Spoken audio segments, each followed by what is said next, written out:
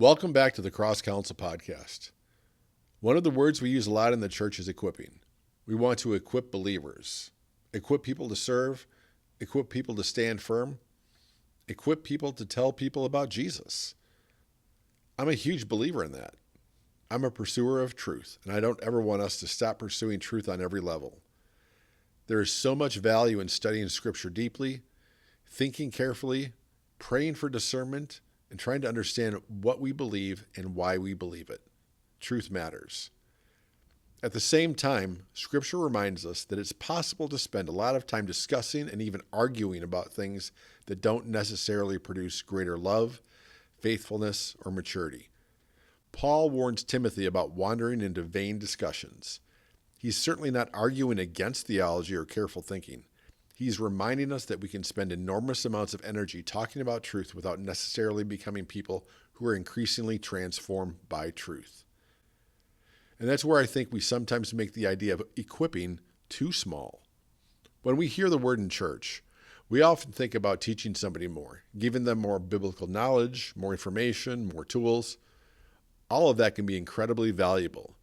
But the biblical language behind equipping gives us a much richer picture. It includes preparing, restoring, and putting something into proper condition so that it's ready to do what it was made to do. You know, the Gospels give us a great picture of this when James and John are described mending their fishing nets. The word used for mending is used elsewhere in the New Testament for restoring and preparing people. I love that picture. Those fishermen weren't mending their nets so they could hang them on the wall and admire them. Those nets had a purpose. They had work to do. The torn and weakened places needed to be restored so the nets could withstand the strain of fishing and so the fish didn't escape through the holes. That's a pretty good picture of what we're trying to do at CrossCounsel. We want to help people become strong, steady, mature followers of Jesus who can stand firm when life pulls against them, when suffering comes, when relationships become difficult, when temptation comes, when the culture presses against what they believe, when the enemy lies and deceives, which is all he does. There is real darkness in this world, and in many ways that darkness seems to be increasing. And I don't say that to create fear. I see it as all the more reason to become the kind of people who can stand firm in Christ in the face of that darkness. Because pressure and suffering have a way of exposing where the net isn't holding. We can know the right theology, hear the right sermons, sing the best worship songs, read our Bibles, pray, go to church, and sincerely love Jesus, and still discover places in our hearts that aren't nearly as sturdy as we thought. That's where the work we do at CrossCounsel comes in. And one of the things I feel incredibly blessed by is how many men have jumped into this work. Sometimes when men first hear words like emotion or healing, they bristle a little bit. I get that. I was there. Emotion is right there in the middle of our MELT acronym: memory, emotion, lie, truth, and transformation. And if you misunderstand what we're doing, it can sound like we're asking men to spend a lot of time focusing on their feelings. Actually, we're not. Emotion isn't the end. It's a means to an end. It gives us information that can help uncover what our hearts actually believe, not simply what our heads know to be true. And I've watched something happen over and over again. Once men understand that there is an intentional and even systematic aspect to this work, they tend to jump on board. And really, to a decent degree, we're troubleshooting. Like, why did I react that way? Why does this keep happening? Why does that particular situation or person have so much power over me? You know, what am I believing when that happens? Where did I learn to see myself or somebody else or God that way? You know, those are useful questions. We can be intentional, even systematic about troubleshooting what's happening in our hearts. But we're not trying to fix ourselves or solve ourselves. The purpose is to uncover what is getting in the way and bring it honestly before the Spirit of Christ, trusting Him to meet us there and bring the truth we need. And that's really what MELT helps us to do. Every one of us has experiences that have shaped us, but it's not simply what happened to us. It's also how we interpreted what happened and what we came to believe about ourselves, other people, our circumstances, or really even God. That's memory. And we're not trying to force people to remember something or dig around in the past just for the sake of going into the past. We start with what's happening now. Present emotional pain can help connect us with places from the past that may be still influencing the way we're responding today. That's where emotion comes in. We don't treat emotion as the problem, and we don't assume that because I feel something, it must be true. Emotion is more like a barometer. It gives us information about what's happening inside us. One of the things we say around CrossCounsel all the time is we feel what we believe. So rather than suppressing what we're feeling, medicating it, blaming somebody else for it, or immediately trying to talk ourselves out of it, we can get curious. Why did that affect me so strongly? What am I believing right now? Am I willing to feel that and see where that goes, where I felt that before?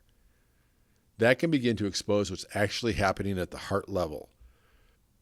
A person can know in his head that God loves him and still live as though he has to prove his worth.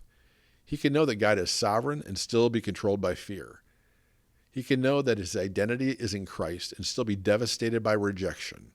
He can know that forgiveness is right and still have something inside him demanding that somebody pay. That's where we begin identifying the lie or lies, the false belief or beliefs operating beneath the surface. Sometimes we already know what that belief is. Other times it has to be uncovered. Either way, we want to expose it rather than quietly continuing to allow it to shape our emotions, reactions, decisions, and relationships. And this is where the difference between knowing the truth and believing the truth becomes so important. A person may sincerely know what Scripture says and agree with it completely, while discovering that something very different is still operating in his heart. Finding that false belief isn't the finish line. It allows us to bring the real issues before God. That's where truth and transformation come in. So rather than moving away from what we've uncovered through analysis, explanation, or avoidance, we remain present to the memory, the emotion, and the false belief, and personally engage with God from that place. As you own what happened to you, as you allow yourself to feel what's there, and you get discernment on what you actually believe that can never be true, what we call a core lie, then we offer that up to Jesus, asking him, what does he want us to know about that lie? We surrender. We depend upon the Spirit of Christ to do what we cannot do for ourselves, to bring his truth to that place in a way that reaches beyond information. We stay in that container of memory. And if what we believe we're receiving from the Lord, whether we see it, hear it, or sense it, it must measure up against the truth of Scripture and who we believe Jesus Christ to be. When that happens, peace will reign, and that's where we see transformation happen. The goal isn't simply emotional relief. It's not about just feeling better. We want our hearts brought into deeper alignment with God, with his truth, with his character, with his ways, and for his purposes. That's the kind of mending we're talking about when we talk about equipping people. Because ultimately, this isn't just about us. God is forming people who can love others well, people who can serve without constantly needing someone else's approval, people who can remain compassionate without being controlled by everyone around them, people who can suffer without abandoning hope, people who can encounter opposition without being controlled by fear or anger. People who can recognize deception because they are increasingly grounded in truth. I want to be the kind of person who can be a useful vessel in God's kingdom purposes. There's darkness in this world, and in many ways it seems to be increasing. Our culture is increasingly confused about what is true, and followers of Jesus will continue to encounter pressure from the world, the flesh, and the enemy. That doesn't need to make us afraid. It gives us all the more reason to become people who are mended, strengthened, matured, prepared to stand and to serve. And there's another piece of this that I don't want us to miss. Scripture is filled with invitations from God that call for a response from us. There are all kinds of places where God essentially says, if you do this, then I will do that. That doesn't mean we control God or cause our own transformation. God does what only God can do, but he invites us to participate with him. We can pay attention to what's happening in us. We can turn toward difficult places rather than continually running from them. We can bring what's hidden into the light. We can surrender. We can forgive. We can seek and ask and engage with God. That's what I've sometimes called a transformational friendship with God. And I've been amazed over the years by what happens when people begin to live this way. When something isn't working, they don't simply have to white knuckle it harder or resign themselves to the idea that this is as good as it gets. We can learn to recognize when something needs attention. We're not using this as a process to control God. We're becoming more intentional about cooperating with Him when He exposes places in us that need His truth. And that finally brings me to something I want you to hear. Back in 2012, we put together a video featuring several men talking about their experiences with CrossCounsel. When I listened to it again recently, I was struck by how much of what I've just been talking about is right there in their stories. Some of these men already knew a lot of biblical truth. They had heard sermons, they'd prayed, they had read their Bibles, some had taught or preached, some were deeply involved in church, but listen to them describe the differences between knowing something intellectually and what began to happen when God addressed what was actually going on in their hearts. You'll hear them talk about fear, inadequacy, addiction, painful memories, relationships, physical tension, forgiveness, freedom, truth, and a closeness with God that they hadn't experienced before.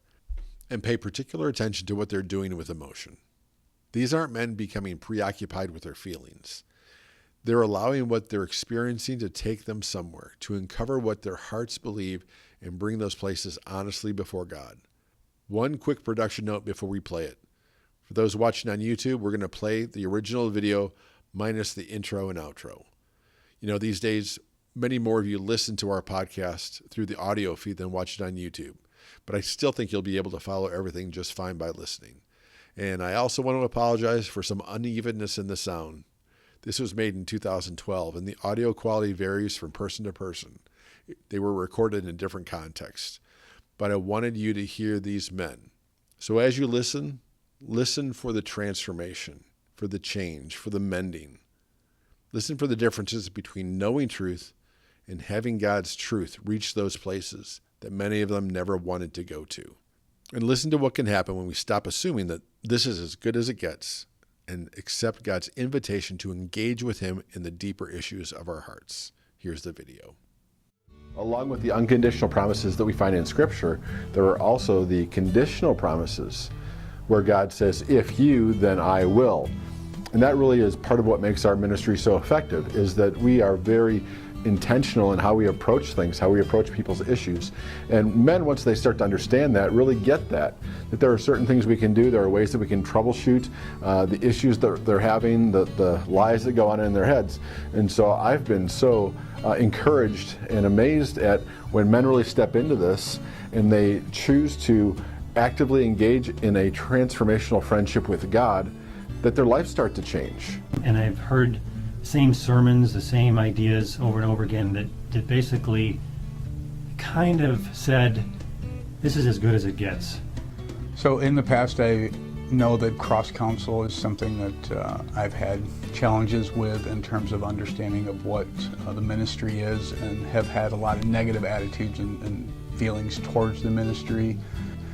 And as I've finally gave way to the idea of God can use this ministry and being at a place of desperation and needing something to change in my life, I tried this ministry, and from that learned to understand that there is incredible things that God can do in this ministry.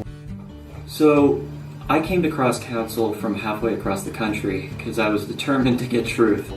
I didn't expect, my expectations were really low. I came in feeling burdened, feeling depressed, feeling all the negative feelings that I like to medicate. Like when I go to church, I don't measure up to other people's, where they're at in their faith, and just feeling overwhelmed by that. I was the poster boy Christian guy. Had a lot of, we had a house of prayer, and I was just in there all the time. I was always about, just the guy with his Bible all the time, the guy really in the Word and stuff. And, it seemed like I had this great relationship with the Lord, but I was just always missing something. Men often see dealing with our emotions as weakness, and we tend to stuff our emotions rather than looking at them. But in reality, dealing with those things that nag us every day and that we otherwise try and just hide takes real strength and takes real courage. that middle school boy who was picked on or made fun of, those memories still drive who I see myself as today. Had a lot of anger issues, and I knew it, and that's all I knew.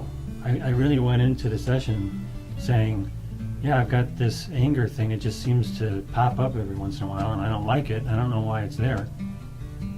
And that's all the information I had, just that information and that willingness to say, okay, God, can you help me figure this thing out? And he did.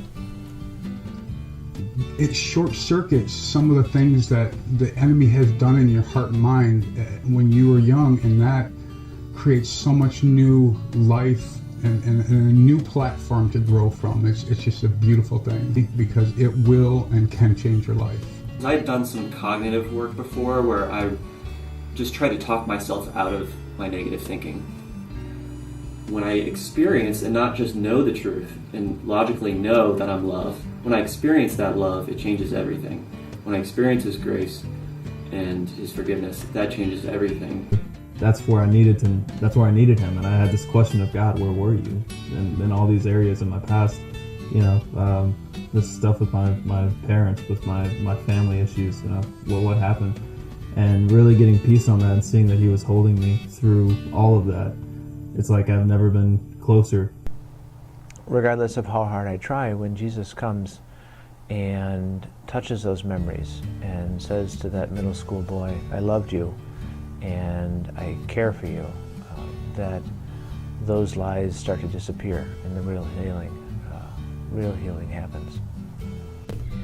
They'll talk about the way Dad was and how he's not like that anymore and how much easier it is to talk to him and to have fun with him. Really moved me closer to him because he wasn't impatient with me. I wasn't such a jerk anymore. He said it, I didn't. You don't have to wait so long to get to a place of desperation and deep need and brokenness. Just trust that God will and can use things. It's an incredible gift of God, and just don't wait too long. Really dealing with the issues of your heart and knowing that there's peace for you, even on the things that you wouldn't think that there would be peace for. And I just bit down as hard as I could for years. I always had a toothpick in my mouth, broken in half, because I didn't want to go behind there and have another drink. But my mind was consumed with it, and it controlled my life. And completely addicted to that taste. Some issues with what I believed was pointing at other people and saying, yeah, she's got a problem, he's got a problem, and they're blaming me for this, and I don't think I have anything wrong. Really dark places in my heart. And I allowed the Holy Spirit to enter and reveal truth to me, what I was dealing with. I mean, literally just freedom. I didn't have pain in my jaw for the first time in probably 15 years. And I've had freedom ever since then. The struggle is not sin issues anymore. I mean, they're there. Obviously, I'm not denying that. But sin was dealt with perfectly at Calvary. There is no more. I mean, if you can sort of understand that from God's point of view, I think the pressure with regard to the sin stuff is off of you. You know, you're not permitted to sin. Obviously, the Scripture will tell you that kind of stuff. But I believe it's not enough to live off of those things. Those are the pleasurable things, the Kodak moments and so forth. People, Christians still need to be established in the things of Jesus Christ. Thank you for listening to the CrossCounsel podcast. We invite you to visit CrossCounsel.com to learn more about genuine healing and becoming a more useful instrument in God's kingdom purposes. Be sure to like, subscribe, rate, and share this podcast. It helps others discover the same potential for hope and healing found only in Jesus. Again, thank you for listening.